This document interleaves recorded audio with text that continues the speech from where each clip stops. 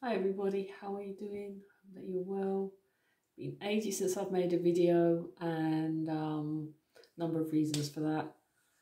First of all, I had to do some decorating and um, I'm okay with a roller brush painting and stuff, but wallpaper was something new for me and the whole thing took a lot longer than I had planned. And in fact, I've still got tons of painting to do and a little bit more wallpapering to do as well. And yeah, so that was the first 2 weeks. I decided to take off 2 weeks to decorate this house upstairs, the whole house, upstairs and downstairs. Um, and then what happened? I got ill. Um, I came home one Friday evening and I felt a bit sniffly, and the plants were in bloom in the shrubs were in bloom in the front garden. I thought maybe I was getting a touch of hay fever. I'm one of these people who later on in life has become a hay fever sufferer. I never had it when I was young. I'd say it started maybe late 40s, early 50s. And most of the time it's fairly mild and barely noticeable. Occasionally I've had one or two bad bouts of it. But yeah, more or less, excuse me, yeah, I got in that Friday evening and I thought, oh, hay fever.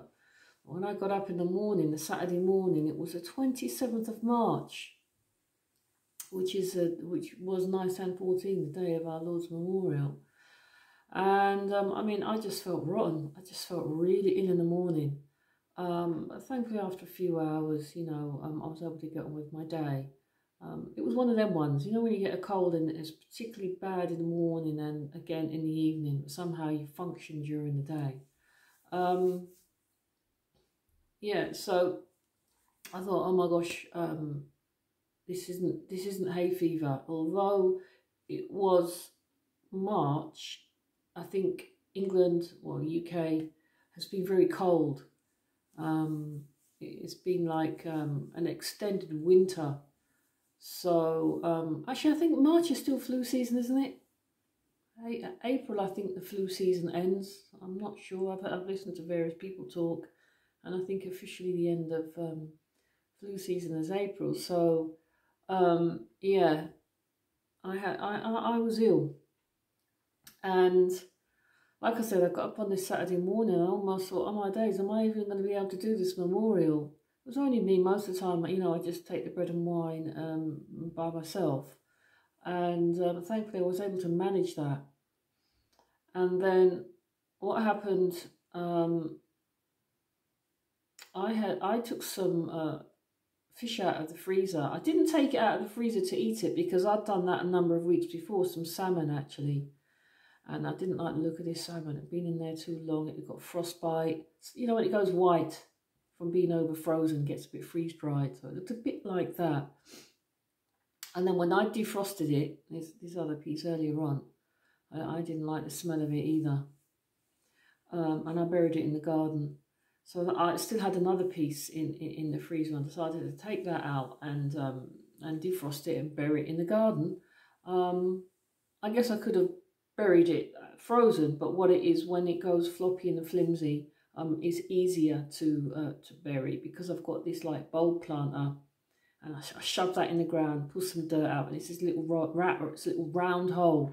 So the salmon just plopped in, and I buried it. But yeah, the point is, when I defrosted that fish, I mean, it was a bit minging, and I put it in the freezer, fridge. And when I got up in the morning, I was expecting the fridge to really smell quite bad, and it didn't smell at all. And again, I took a piece of quiche out of the freezer to eat that day. Cheese and onion quiche, Tesco's, yeah, because I've tried cheese and onion quiche from Sainsbury's and wherever. Lidl you wouldn't expect to be very good anyway, but if you like eating quiche, you've got to try the Tesco's cheese and onion because it's way ahead of Sainsbury's and don't know if I've tried the Marks and Spencers or Morrison's, but certainly between Tesco's and Sainsbury's, the Tesco's one is miles better. Anyway, this quiche I ate in the evening. It was of the same day when I'd smelt the salmon in the freezer, or hadn't smelt the salmon in the fridge in the morning. And I was eating this cheese and onion quiche, and usually it's so tasty. And I ate it, well, maybe even halfway through it, I can't remember, halfway through or when I'd finished. And I just said to myself, taste of nothing at all. Absolutely nothing. I mean, I ate it because it filled my belly, but that's when I realised, you know, on top of this like heavy cold symptoms I was getting, I lost a sense of taste and I lost a sense of smell for 24 hours. And then what happened the next day, I had a really bad sore throat. I thought, oh, flipping heck, I've got to put up with this for about 3 days at least. But no, that lasted only 24 hours as well.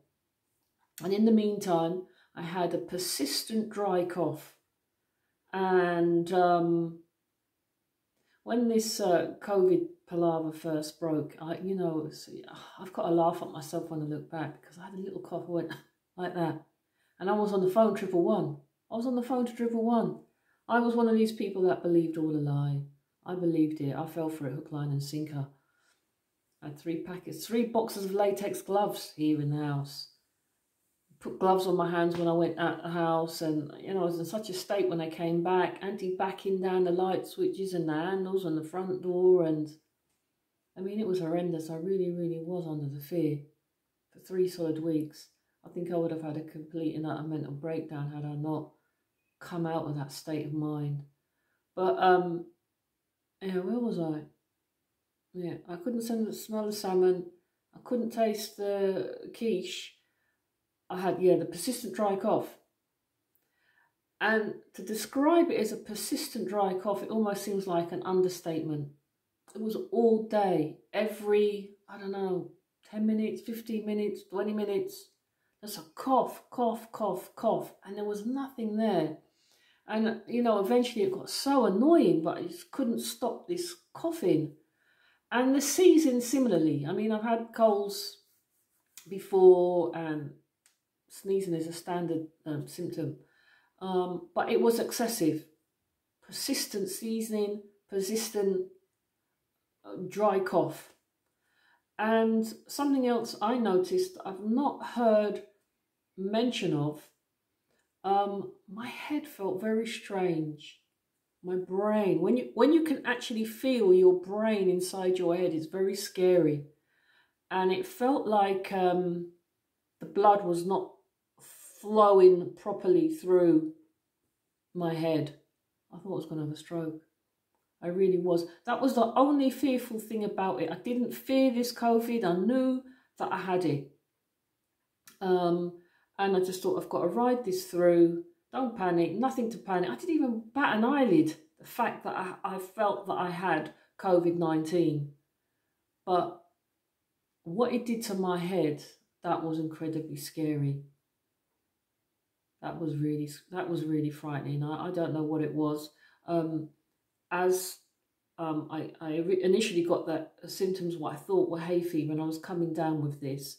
I think possibly I'd had this feeling in my head probably a couple of days before, maybe three days before. But as this COVID-19 progressed, as it went on, I mean, that got more and more intense in my head, to feel the inside of your brain. It was scary. It really, really was. But as I recovered, probably about day 5, you know, this leveled off. This feeling in my head leveled off. It carried on maybe for about another 5 days or so afterwards. But yeah, on the morning of day 5, I got up, and that rough feeling that you had, that rotten feeling of cold, had gone. And I got up with energy, got washed, got dressed, tidied up, you know, the sink full of dishes that were there from the night before. And I was happy just to be feeling better. But yeah, once I'd finished washing those dishes, I had to sit down. I had to sit down for a good hour and a half. I mean, I was exhausted. And I was like that probably for about another 5 days, week maybe, where I thought I could like go about daily activities. For example, a man up the road had paved over his whole garden, had all this soil, and I wanted it for my back garden. And so I had this child's pushchair, and I had some compost bags that I filled with his garden soil. Yeah, I took about 3 compost bags, 40-litre compost bags, filled them up, came home, dropped them off, walked up, went back up the road again, filled them up another time. I think 3 times all in, I went and got this soil. So I ended up with nine bags of the neighbours' dug up front garden in my back garden. And yeah, went about the rest of my day. But the next day, I mean, I couldn't do a thing. I was really completely and utterly exhausted. And this kind of situation went on for about, like I said, another week, 10 days, fatigue. But yeah, I had COVID-19. I really do believe I had COVID-19. And what happened, when I told my buddy about it, my protest buddy who went on all the protests with me last year in London, no, you didn't have it, it don't exist. And I'm like, yeah, mate, blah, blah, blah, blah, yeah, I believe I had it. No, it's not, it's 5G, His opinion. I said, you're entitled to your opinion.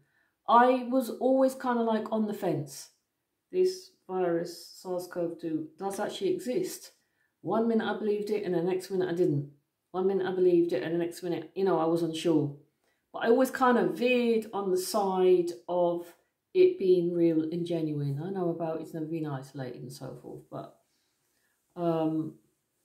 yeah, I had it. So, I mean, it's concrete for me that something's going on. And I kind of wasn't sure at the time when I was ill, because I had started to believe the idea that I've heard about how viruses don't actually exist in the sense that they're a contagion. Viruses are your own body's healing mechanism where it expels toxins and so forth. It's healthy to have a manifestation of a cold and flu. That's your body recovering itself. And I had started to believe that. And then, it knocked me back, the fact that I had this COVID-19. And then I heard Dolores Cahill speaking about how people who have been vaccinated can shed SARS-CoV-2. And I wondered maybe if I'd picked it up somehow out shopping, if that makes sense. I don't know. I had the symptoms of it. I had the symptoms of it for 5 days, another 5 days to recover from the fatigue and whatnot. So in my mind, like right now, it's real. Whether I don't know, I don't know what to say, whether or not it's something that my body produced as a response to the natural environment. We are living in a smart town here in Luton, or whether or not somebody who's been vaccinated, because tons and tons and tons of people in this town have been vaccinated, whether I picked it up from somebody shedding whatever in the air, touching stuff, breathing, coughing out in the environment, I don't know. But yeah, I live to tell a tale.